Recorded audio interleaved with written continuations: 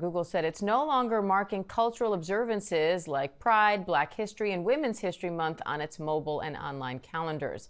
It comes after the company scrapped parts of their DEI programs earlier this week, including its goals for representation in hiring. Social change leader and strategist Rashad Robinson is joining me now for more on that. Rashad, thanks for coming on. What was your initial reaction when you heard Google is going to stop marking these cultural observances on their calendar? Well, it wasn't that much of a surprise given what we saw around the rollback of their DEI policies that I was very much part of the effort to fight for and put in place. But all along the way, it was a fight. And we recognized that there were forces inside of Google that didn't actually want to do it, that didn't always support it. I mean, I think the bigger challenge here is that the promise of the internet was always that it would bring us together, that it could connect people from different parts of the world. And in some ways, that connection is part of the idea of remembering the Holocaust, of celebrating Black history, of all of these holidays and all of these remembrances that bring us together, bring us closer together.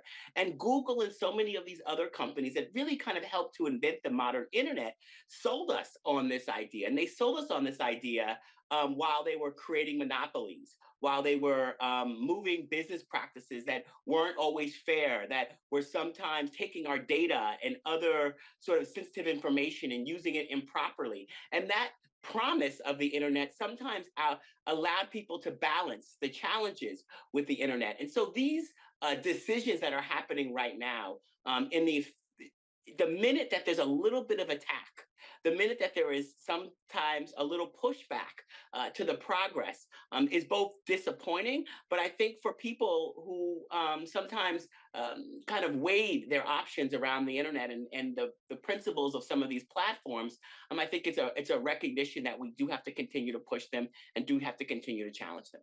Now, Google says that these changes were already in progress in mid-2024 and that, quote, maintaining hundreds of moments manually and consistently globally wasn't scalable or sustainable. What's your response to that? Them saying essentially this was just too much work. So I've heard that, and part of like technology, part of these platforms is that they're supposed to make things easier. that automation and that the promise of the internet is that it creates scale and allows for scale. So the fact that the kind of nerds in Silicon Valley couldn't figure this out is actually kind of not believable. And the fact that it's happening right now in the midst of all of this scale back to DEI is kind of, it makes us laugh a little bit that we're supposed to sort of believe that this decision was already in place and they just happen to admit it now. The thing about all of this, and I think one of the big challenges that I have with these decisions and so many other decisions, is the way that these companies are caving in at the first sign of threat, at the first sign of pushback. We saw so many statements from these companies in 2020 about how this was a deep commitment, that these was part of their values, that this was part of their ethos. I mean, I sat in the room with the CEO of Sundar in Mountain View and talked to him about sort of these issues, and he talked about the deep commitment. So what other things are they committed to around protection of our privacy, around how our data will be used? What other things are sort of up for changes at the whim of political tides? Despite rolling back these DEI efforts, Google says that it's committed to creating a workplace where all employees can succeed and have equal opportunities.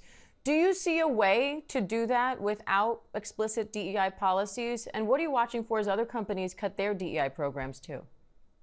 So, I was very involved in the racial equity review that Google did, where they hired an outside party. And we really pushed. I really pushed when I was leading the civil rights organization Color of Change, pushed them to implement this sort of review of their civil rights practices. And through that review, we found all sorts of challenges within their practices and their policies, how they hired, how they fired, how they gave opportunities.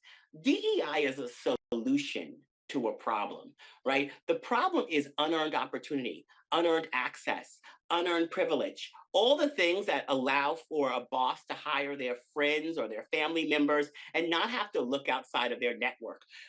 Diversity, equity, inclusion is not the problem. It's one of many solutions to a problem that clearly existed inside of Google.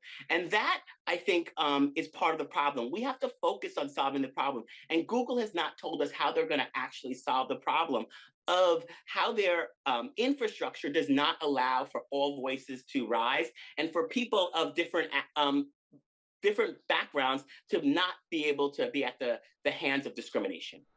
All right, social change leader strategist Rashad Robinson, thank you. Thank you for having me.